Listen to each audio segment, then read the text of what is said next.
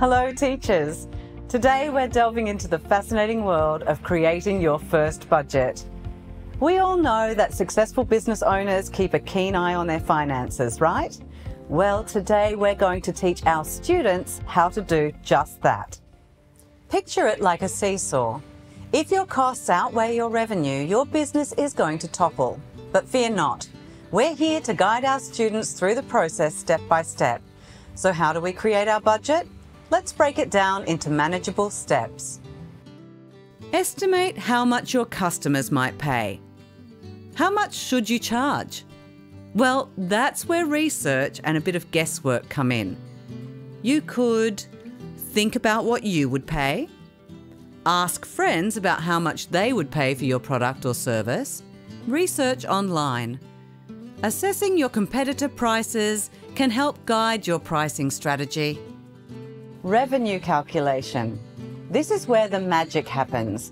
We'll figure out how many items or services our students expect to sell in a month and calculate potential revenue. Remember, revenue per month equals price times sales per month. It's like doing a bit of math magic.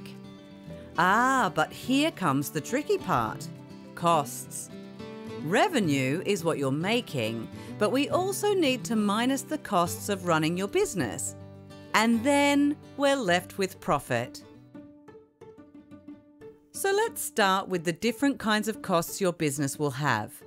We'll divide them into two categories: initial investments and ongoing expenses. Initial investments are those essential items you need to start your business.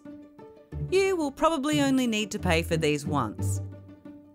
Ongoing expenses, on the other hand, are day-to-day costs of running your business.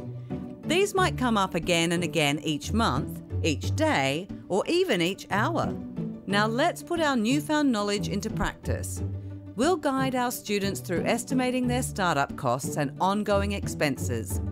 Ask your students to write a list of business costs they might have, and then put them into one of these two categories. This is where research and informed guesswork comes into play. We want our students to make educated estimates based on thorough research. So let's create a financial model and then analyse it. We'll help our students calculate their potential profit or loss based on their estimates. Have your students put their estimated numbers into this formula. Remember, profit equals revenue minus expenses. It's all about finding that balance. Remember, you can tweak your numbers to make sure your seesaw is balanced or even turning a big profit.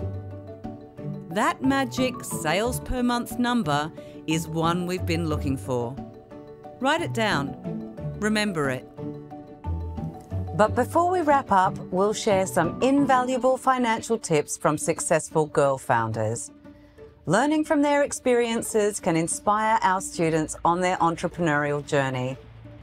After watching the Girl Founders financial advice, have your students write down 5 top tips for budgeting. And there you have it, teachers. By following these steps, you'll empower your students to create their first budget with confidence. Remember, teaching financial literacy is about setting up our students for success in the real world. Until next time, happy budgeting and happy teaching. Remember to visit the Enterprising Girls website and grab the entire lesson plan for free. You'll find the link in the description below.